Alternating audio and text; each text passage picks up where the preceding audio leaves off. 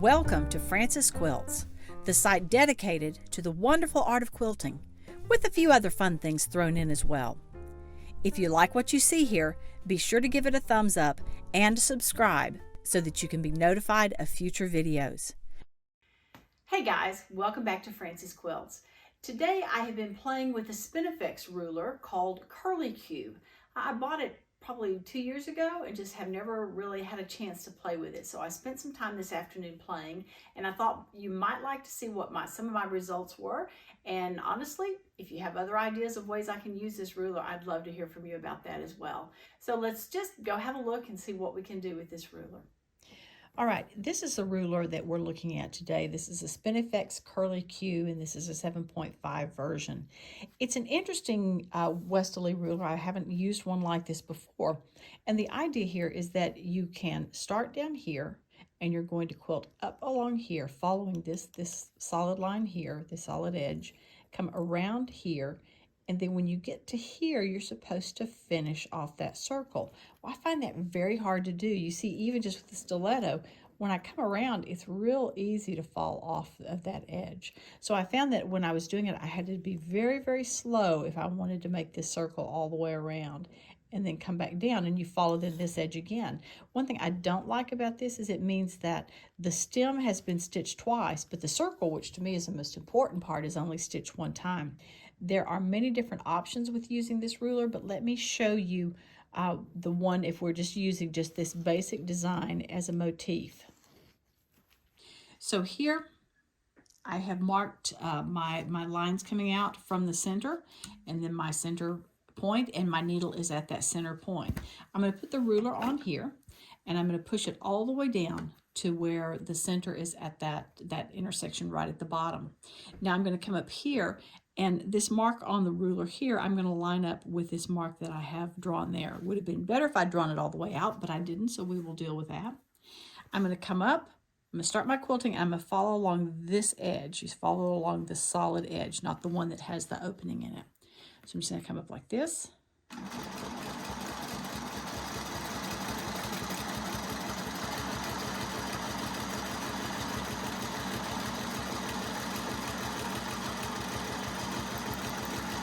Now, as I said, when I get to here, I have to be careful or I'm going to fall off that little point. So I'm going to try to just follow it around and finish up my circle, hit that line again, and then come back down.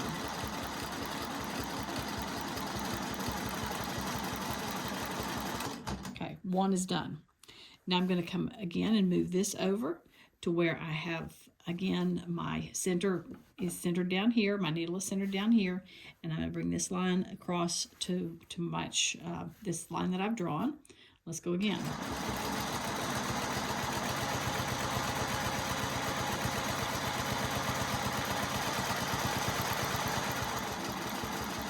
Again, I have to slow down to make that curve.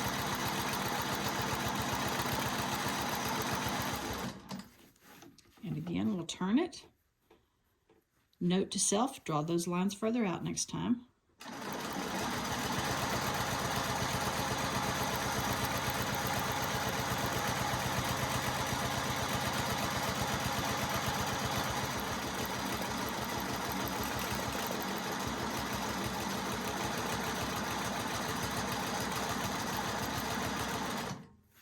Okay, and now this next one. I have this awful feeling I haven't given myself enough room here, but we'll see when we get there.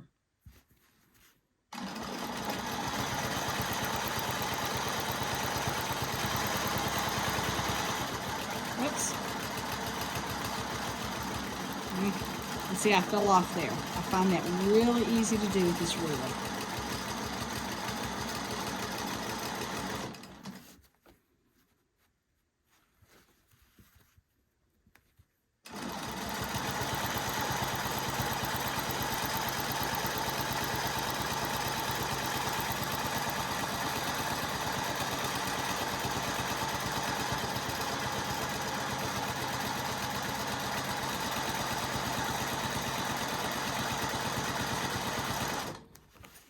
Keep going around, line this up again with that line that I've drawn.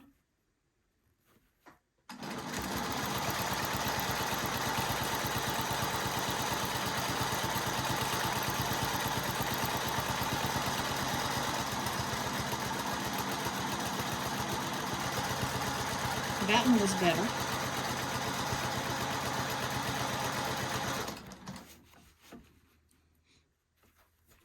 Oops, and I'm going to run into some other lines I draw in here, but we're not going to worry about that. We're just going to do it.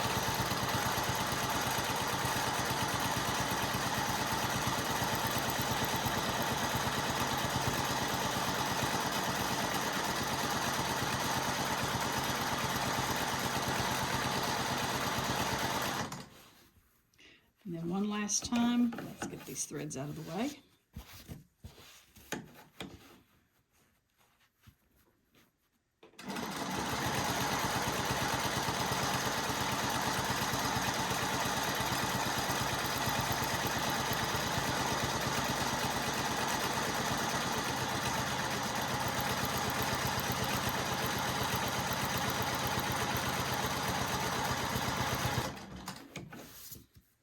Now, as a design, that is okay, but I'm not sure it's anything special. I'm not sure it's something that I'm that pleased with. So I started trying to figure out what else I could do that might fill it in and make it look better. One of my thoughts was to turn the ruler over so that my circles were going in the other direction and do alternate ones in here. So let's try that and see what happens with that. So now I went back in and I've added some alternating lines. So I have lines going in between these to be my guides. My ruler, the initial time I was doing it, was flipped this way. So I'm going to turn it the other direction and see what happens. If I line this one up in here and I have this line coming up to there, let's do this one.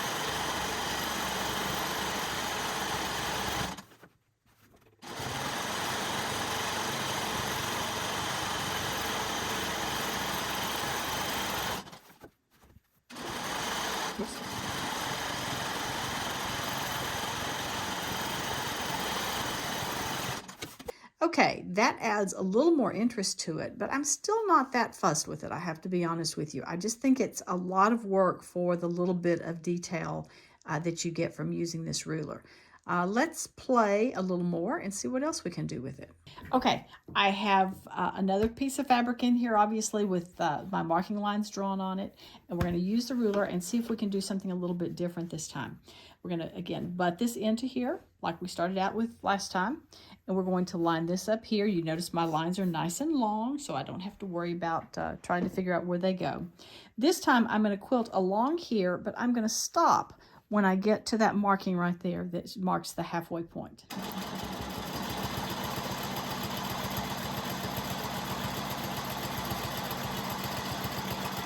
I'm going to stop there. I'm going to flip my ruler over, back in like that. Bring this back down here. This is probably the most important thing, is just to make sure that that is matching down there and that is lined up there. And now let's continue it and finish what we started.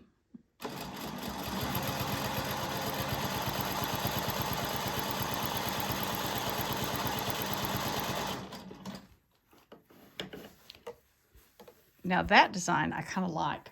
Let's keep going.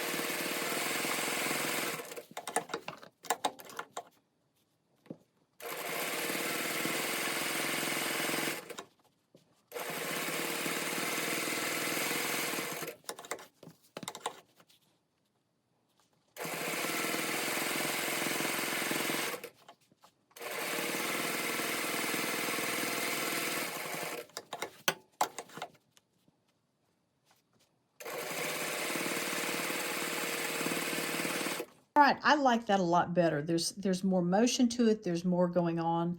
I'm going to go in now and I'm going to add the alternate ones here and let's see what it looks like when that's done. I do like this a lot better.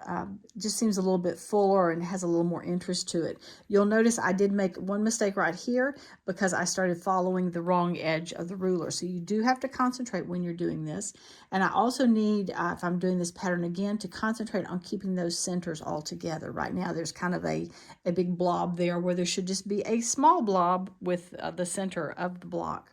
At this point, I'm just playing around with different ideas, but what if I bring this up and I come around and then I come back exactly the way I came? Let's see what happens with that. I might like that better than having that circle finished.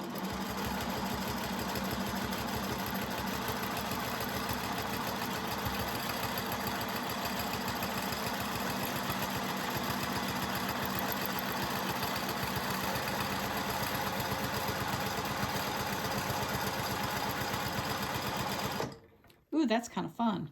Let's see, if I was pretending that this was a border that I was working on, let me just sew down a little ways. And what if I did, could I do it that this was the other direction? Starting here. Let's see what happens if we start here and we bring it back and down and then back up. Now I have to go all the way around to get my circle and then back to my border edge. That's kind of interesting. All right, let's do a couple more and see what happens. Space out a little bit. Obviously, if I was doing this in real time, I would need to make sure that I had the right spacing here. Let's see, this one's going this direction. Let's make this one go the other direction.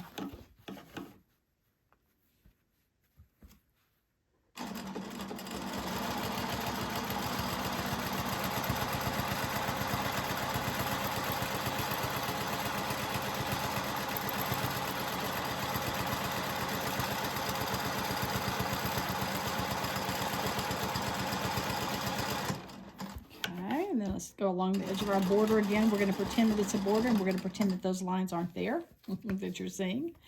So now let's come from this side. We're going to come out and back, down.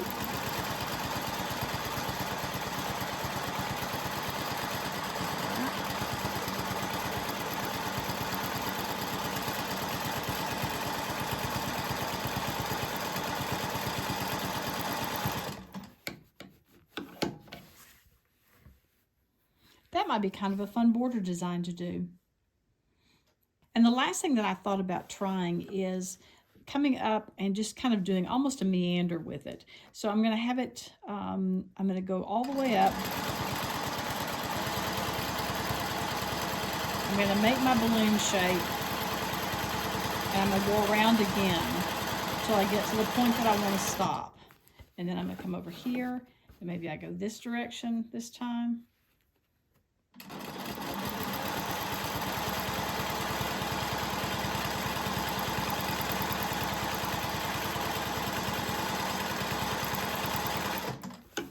Oh, you could actually have fun just doing a zigzag sort of pattern with it, couldn't you?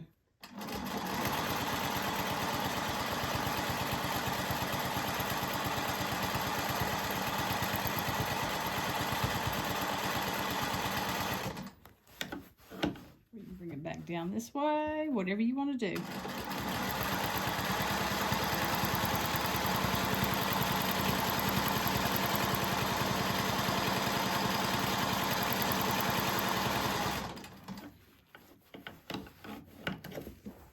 Kind of like this idea from here to here and then back to here as part of a border. I think that could be a lot of fun too.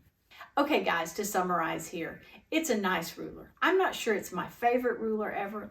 I do like a couple of the patterns that I can do. I love the ideas for playing with some borders and some other things like that.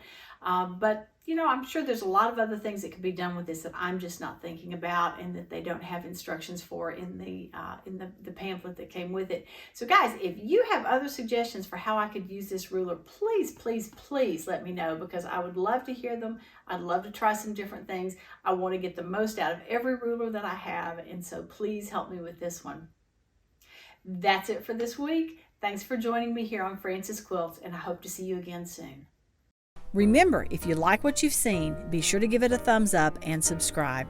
Please check out my website and daily blog at francisquilts.com, and I can be found on Facebook and Instagram at Francis Quilts.